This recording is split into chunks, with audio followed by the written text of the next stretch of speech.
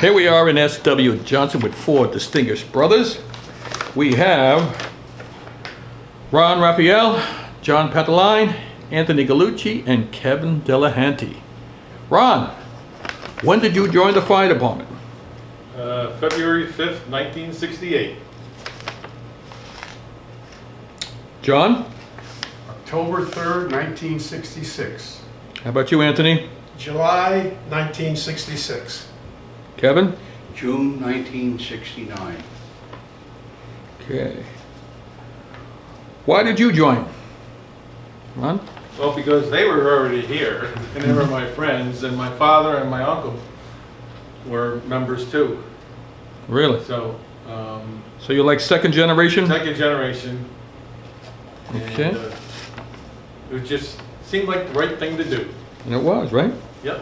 How about you, John? Probably same thing, second generation. I had uncles and that were members here, and like I said, all the guys that we grew up with were all joining, thought it was the right thing to do, so we all joined. Anthony? Basically the same. Lived right up the street, maybe like 1 block away. And father used to bring me here when I was a young kid.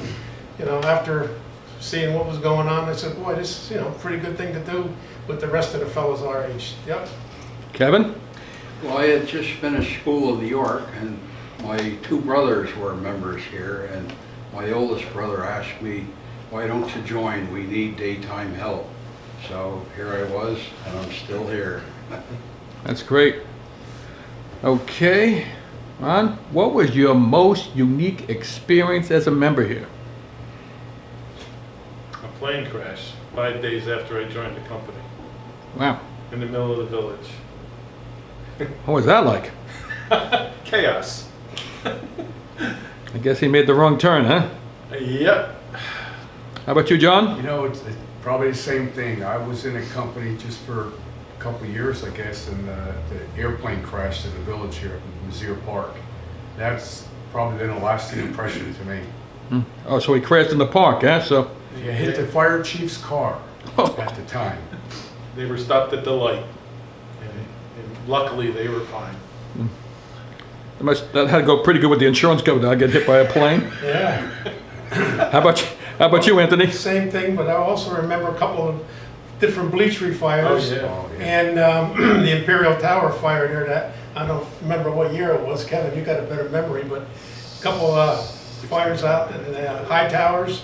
And in them days when we worked at IBM, you were asked or notified through your manager that, you were needed at a daytime fire, so to speak, and they would let you go and would come to them. It's totally awesome. How about you, Kevin?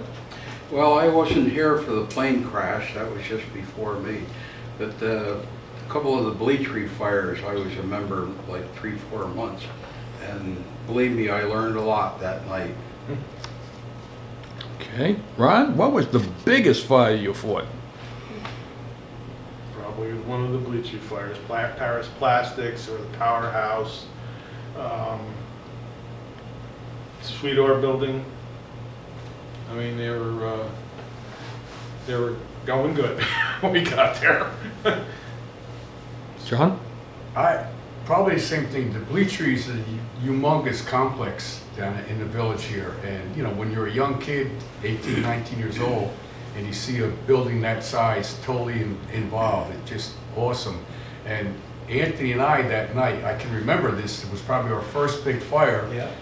We happened to be here, and I'm going to say it was a Friday night maybe, and the alarm came in. Now this was before 911, anything like that, right? So the alarm came in, and our fire chief at the time, I think I can say his name, Tony Cinelli,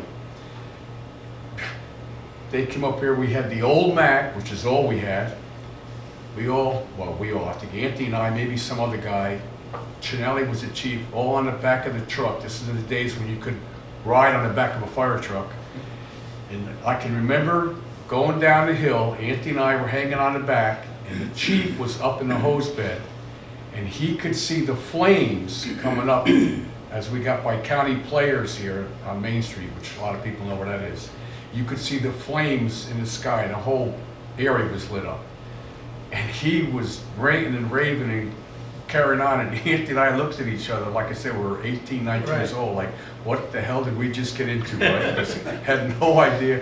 Now, this is the days he had rubber coats, rubber boots, the hoses weighed, 2,000 pounds when you're dragging. It was really an experience, something that I'll Yeah. probably never forget. Yeah, remember that. How about you, Anthony? Yeah, same. Also, remember one of those fires on Market Street there, like where the pool hall was? Oh, yeah. The pool hall, Magoo's, Yeah, oh, wait a minute. that street there. Yeah. We had the gas explosion Oh, yeah, on that's Market right. Street, which took out, what, a couple, 2, 3 Right down the houses corner and there. businesses down there. That was, we've had some very big Yeah. fires here in the village since I've been a We member. always invite all our surrounding companies to Yeah. come to the party. You all come. Come to the dance. Come to the party. They all love to come to Wappingers. Now, How about you, Kevin? Well, I think probably the biggest one I was at was in 1979 out at Imperial Towers. And we were out there quite a while, and we had a relay set up from the bridge on Route 9, Wattinger's Creek, all the way down to there, which is a good long distance. You were pumping? Pumping, Wow. and by the time we got water to the scene through that relay, fire was almost out. So. Ah, did a good job, eh? But we were ready for it, so other than that, I can't think the bleachery fires like these guys. I was at a couple of them, but other than that, Main Street here, a few Yep. down here and stuff though. Sweetor building was a good one. Yeah, Sweetor. Well, we've also had a couple of house fires where fatalities too, and they're, Yeah. again, We things had that one stick over in your here, head. Across the street. Yeah, one right across the street, one over on Downey Avenue. Yep. Mhm. Okay, Ron, what was the most serious incident you ever participated in? Serious. Recently, a car accident on Route 9. Fatality? 2 fatalities. Ah, so yeah. that. It was, we got there within 5 minutes and had to extricate, but, it was tough. I'd agree. Yeah, I just said those 2 house fires, but I think that accident, because that was a child. Oh, yeah. The child was involved. Young kid got killed, and the driver, the woman of the other car, and it was something you won't forget, I'll tell you. I never seen such damage to a car as I seen that day. It was unbelievable.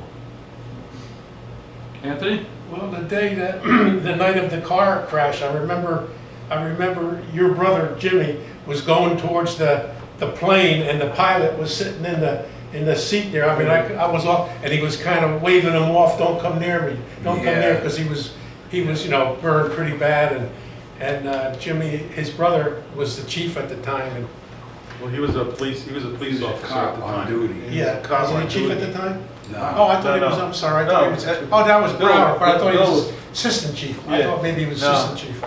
Jimmy That night, Jimmy yeah. was assistant chief, I think. Seeing that pilot sitting strapped in the pilot seat, like, Did he ever make it? No. No. Three- There was three- actually three on a 3 plane people got died in that, yeah. It was one of those They situations. just left the airport.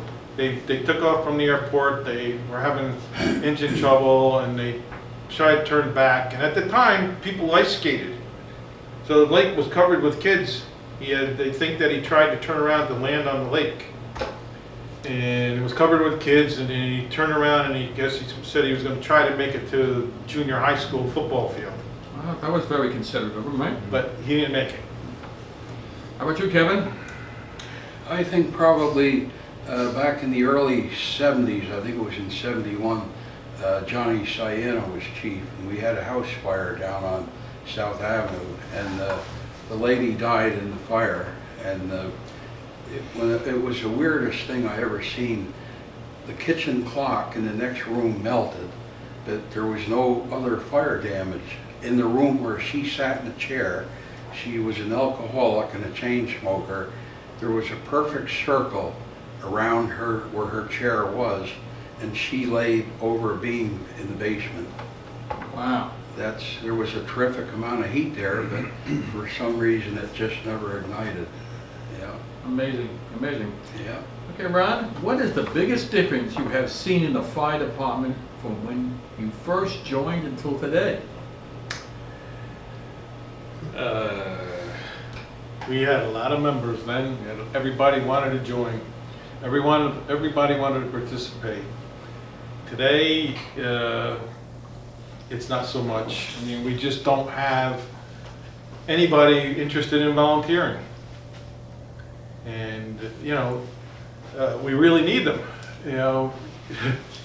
People don't understand the impact that the volunteer fire services have on community.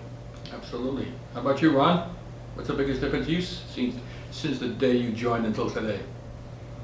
I'd same thing what Ronnie said. I mean, I remember when I first joined, it seemed like every month we were getting new guys were coming into the company constantly. I mean, for years we were running, getting new applicants every month.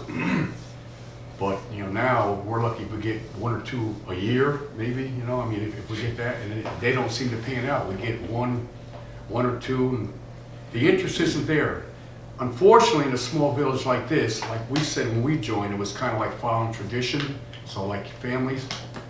We've all, you know, us guys have used up, you know, like all our kids are members. After that, you know, there's a big gap then, because a lot of the younger generation not interested, or they moved away from here. So, you know, we're not the only company. Everybody's going through the same thing, right? But that's the biggest thing I noticed, is that we used to have quite a big membership. Now it's dwindling down. Anthony? How about maybe the equipment compared to years ago, and that old Mac that's sitting in the other room there had 10 pairs of boots on it, maybe 10 rubber coats and 10 helmets, and maybe if you're lucky if you had 2 Scott packs back in those days up in the basket there. And you know, if you got to the fire in them days, we had good turnout, and if you didn't have a coat or a pair of boots or a hat to wear or a helmet to wear, I mean, you kind of stood on a sideline maybe. And probably also I'm not into the, you know, like Kevin is with the pumps and the trucks and stuff, but the equipment on the trucks are probably between the 1950s and the 220, you know, 2021 era equipment. How about you, Kev? Well, I think John said it best, you know, a generational thing. My father, my 2 brothers, my grandfather, and my great-grandfather were members here. Wow. And I have a picture home of my great-grandfather standing next to the old American France steamer that we had. And it's a different thing today. Like he said, everybody has moved away, and it's hard to get the younger people interested. They're not really gung-ho like we used to be at that age. We used to pitch in whatever needed done, and we did it. And we really enjoyed this place. But today they just come and go. you know, it's not the same. Do you guys have any kids here? I have You? 2 sons. I have a daughter who belongs to Pleasant Valley. Okay, nice, I have 1 son that's a member. nice, nice, You nice. know, the last relative left in Wattingers, they've all dispersed and moved away. Okay, got another one. Well, this time we'll start with Kevin. What is the difference you have seen in the equipment during your membership? So when you first joined, what was like the turnout gear or the tools you used or anything like that? Well, back in the day when I joined, we had members galore, but no money. We didn't even have gloves to wear at a fire. And of course, today it's just the opposite. They got plenty of money, but no members. So, like I was engineer on 3 different pumpers here. I'm still on the 95 Spartan. And the old 52 Mac, I'm the caretaker on that also. And that everything was mechanical on that. Nothing ever broke. We just had it serviced once a year. Everything else is all fancy computers and stuff, and it's just where to go wrong. You know, when it works great. But If it doesn't, it doesn't, huh? That's right. Yeah. How about you, Anthony? Well, I'd say the same thing with the rules that OSHA has about you can't have a truck more than 20 years, or you can't have a coat more than 10 years, or you have to replace it with something new. So, like I said, there's plenty of money, but nobody is joining to use it. Same thing. How about you, John? Along the same route, like I said before, the bleach fire with, you know, the rubber coats and the rubber boots. I can remember a house fire we had, again, Anthony and I were there, it was in the winter, it was February, Welch's house. Snowing, it was a blizzard, so obviously, you know, it was very cold, probably 0, whatever. And I think we had maybe rubber gloves, maybe, whatever they were, right? Never spending time in the And ambulance we with were frostbite. switching on and off, going like back and forth to the fire truck, the open cab now, or to the back of the ambulance because we were getting frostbite, you know, on our hands type of thing. So, you know, And they had to shovel snow out of the seat. I had to before shovel they snow could out of the come seat back. so you could sit in there, right? So, yeah, I mean, I've seen stuff like that. That is great. How about you, Ron? What's the difference? Well, like they said, I mean, when I was captain, our budget was $1,700 for the year. And I had to buy hose, I had to buy equipment, couldn't buy anything with it. I mean, we bought what I could buy, and that was basically it. You know, fighting over a pair of boots. We used to have 3 pairs of size 10. Most people were trying to get to size 10, so you were comfortable. Now you got your own set of gear, everything's yours. You know, you put it on, you take care of it. You know, you're warm. You know, you're protected. Then, you know, we were fighting the fire sometimes with nothing. But just when you look back and fought the fires you had, what you had, you probably thought that was great then, Oh, right? absolutely. We thought that was Yeah, probably safe sure. enough. I Yeah. had no idea. And probably the fires were a lot different back then, not as much as plastic or that other, you know. Yeah, you had a fire. I mean, the Paris Plastics, those places like that. I mean, because the building, the structure of the building. I mean, the floors were all oiled. You know, that's how they took care of the floors. So they just fed the flames. You know, house fires were not like they are today. I mean, you know, today's calls are more. You know, you have a house fire. You had a house fire then. I mean, today you go into a fire. Most of the time, it's a false alarm because it's, you know, somebody's burnt toast on the, you know, or Automatic fire alarm.